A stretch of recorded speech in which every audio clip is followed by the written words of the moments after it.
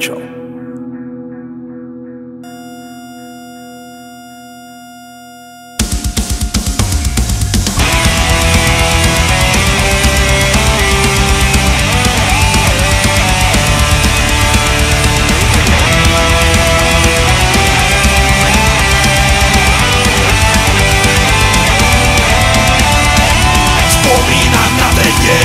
Bežný útorok viem, nikto vtedy netušil, že bude ako flísen od súdu nezvratného.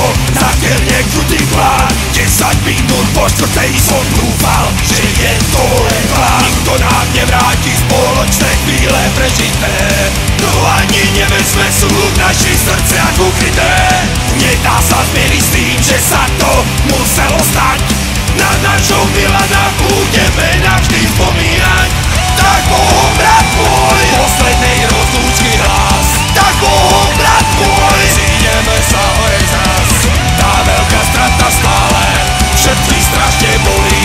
Na tvojom mieste dodnes plámeň sviečky horí.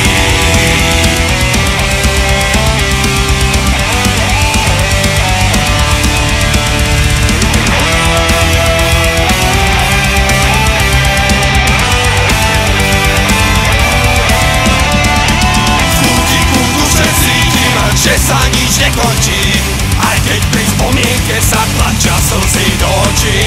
Že naše životy neplynú náhodou a neskončia sa ani s tou tragickou nehodou.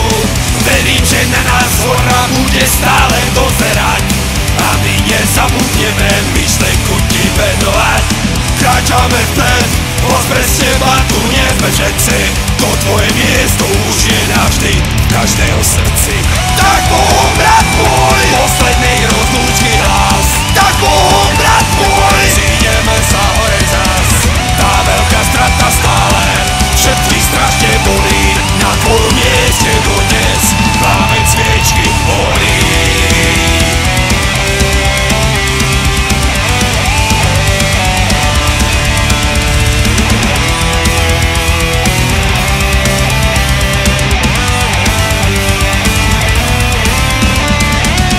Milan odišiel tak, ako šiel, plný života so svojou láskou a v spoločnosti kamarátom.